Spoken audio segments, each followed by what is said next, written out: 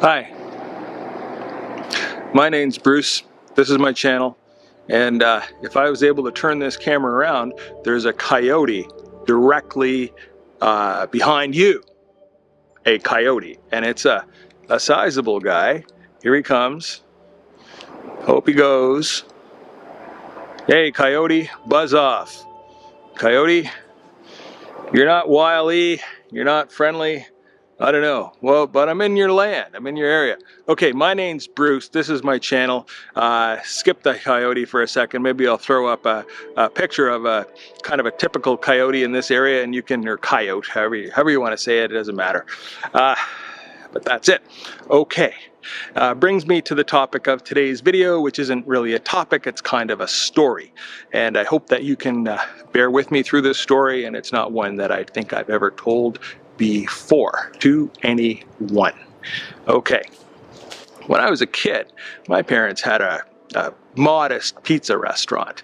I worked in the modest pizza restaurant, and across the street from the pizza restaurant we would play baseball. It was in a rural area, and I'd play with the other kids in the area, guys, girls, all that, and most of them were older than me.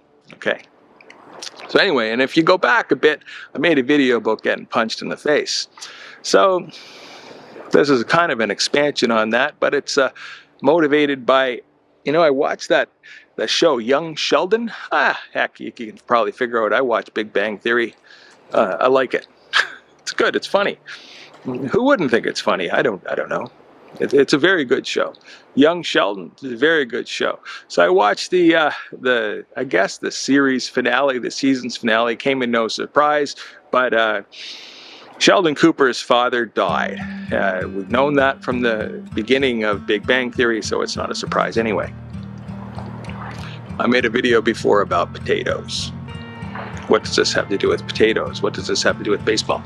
Okay, so I'd go as a child and we'd play baseball. And the people I played with were generally older. Okay, I'd be like 12, they'd be 16, I'd be 13, they'd be 17, 18, 16, 15, stuff like that. And aside, remember I said my parents had a modest pizza restaurant. Very modest. I worked there. It was a physically demanding activity, lifting, mixing, doing stuff that would keep me strong. And also, I'm going to mention that this will come up later. According to my brother, and the picture evidence supports this, I have not grown since grade 6. I've been this size always. Imagine this, 12 years old. Anyway, okay. So we're playing baseball. And for whatever reason, I was the umpire. For some strange reason, we had a game that had an umpire. And there was a fella up at the bat, and he was calling the balls and strikes. And he pitched one, strike one, swung a few times. Okay, that's it. Game over. You're out. All right. That's it. Now, some time goes by, a few weeks. And at this very same baseball diamond, there's, I guess you'd say, there's a baseball tournament, softball. And it was popular at this time, so a lot of people would play. It meant there'd be a lot of people there. The whole town, the whole community, everybody be at this game. So anyway, so I left my parents' pizza establishment. I went across, and this guy that had been attempting to swing the bat, and he was, I would be 13, he'd be 17. He sees me, and he comes with some other guys, and they're not very happy. He's not very happy, and the other guys are egging him on, and they didn't care. They just wanted to see some violence. One of these guys, I'll tell you, his name was Joseph. He's really not a good person, okay? And the guy, the baseball swinger guy, his name was Ed. And Ed was a little, I'm going to give Ed a lot of the benefit of the doubt here, but he was easily influenced fella. And remember, I said I was 13, he was 17. So he's in front of me in my face, like this, and the other guys are behind him like this, egging him on. I'm 13, he's 17, the other guys are like 17, 18, and he says, I'm going to do this and the other thing. Next thing I know, boom, I get punched in the face. Say, whoa, all right. Then I let him have 7. Okay, 7's a big number. If you ever been punched in the face, try it. And then if you find that the first one's not good, try it 6 more times. See how that goes. So I let him have that, and then I was deciding what to do, and then I grabbed his hands. And remember, I worked in my parents' pizza restaurant, and I've not grown since I was 12 years old. So I was 13 at the time. And I grabbed his hands, and I was looking him straight in the face because we're close. I've got both of his wrists like this. And he's saying, "Let me go." I'm like, "No, not letting you go." And I could see it in his face, and he was getting really scared because he didn't know what I was going to do. I just hang on to him. And then I kind of took a second, I looked around, and there's a lot of people gathered around. A lot like the town. And it was pretty embarrassing to be standing there, having been punched in the face 6 or 7 times by some guy. And and bleeding all over my new shirt. It was embarrassing. So after a few seconds, I thought he had calmed down enough. I let him go. And then I didn't know what to do, so I went back to my parents' pizza restaurant, which was, of course, busy, which is, it's pretty embarrassing to walk through your parents' restaurant when you're bleeding and having this occurrence just occur. And it's a very traumatizing event in the life of a fella. I'll tell you this. Okay, there. So remember, the guy doing the swinging, that's Ed. One of the guys in the back, his name's Joseph. So, time goes forward. Now, all these guys, they had hard, scrabble, difficult lives, I think. Not the best environment necessarily to live. So, time goes by. Now I'm, I want to say 20, 19, 21, one of these ages, 21 something. And it's late at night. I'm in a town about 73 miles away, it's the exact distance, and I'm at a bar that was relatively packed, very full, lots of stuff going on, having a few beers, all that stuff, happiness and joy abounds. Who do I see at the front door of the bar but this guy, Joseph? So I said, "Joseph?" He goes, "Bruce." That was it. I didn't have much to say to this guy because, remember I said I don't think he was all that great of a guy. So, now, remember I made a thing about, I mentioned I made a video about potatoes. So, in my hometown, this town, one of the leading causes of death actually was French fries.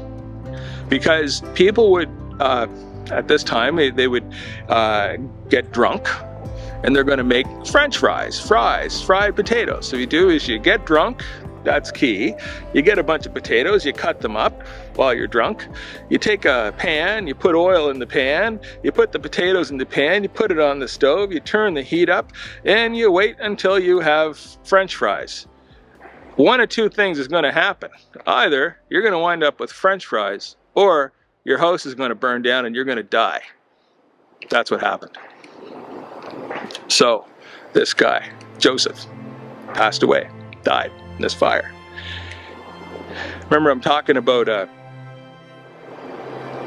young Sheldon, Big Bang Theory. And now I go back to where my parents' pizza restaurant was, where I now am the proud owner of a grocery store. A medium-sized grocery store, no great shakes. I mean, I don't want to play this up for more than it is, but technically I owned a grocery store. And about 100 yards away from the grocery store, or 200 yards away from the grocery store, was the residence of Joseph's mother, his family home. Joseph died in that fire. So I got a cart, box. I walked around my grocery store. I picked up things that a person would need. I picked up toilet paper, bread, milk, eggs, personal items, some vegetables, some meat, some pantry goods, stuff like this. I filled it up pretty good. And then I walked the 200 yards to this guy's house, his mother's house. I knocked on the door. She came. Naturally, she was distraught. Here. Gave her these few bags of groceries that I gathered up from my store. Now remember, nobody in this picture is rich, okay? And that was, anyway, that's the guy. And I'm watching Big Bang Theory, and after Sheldon's father died, and there's a montage of people showing up at the door with stuff, various minor characters from the sequence of the show. And this guy Joseph, I told you the one story. I can tell you more. He's thrown rocks at me a few times.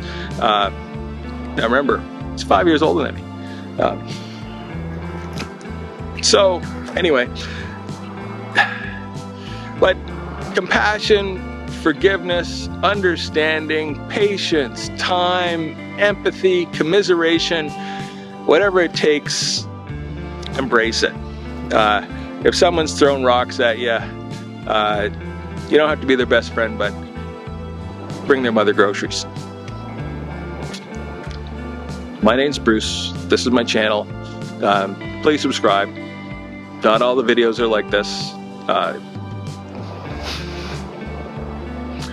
don't even know if that was if I'll publish this one. Maybe, maybe no. We'll see. Anyway, thank you very much. Bye. And I'm standing here, and it's a flood tunnel. Hope it doesn't flood. And that coyote, I'm still here. Oh, he's gone. Actually, he's still here too. He's somewhere close by. Thank you. Bye now.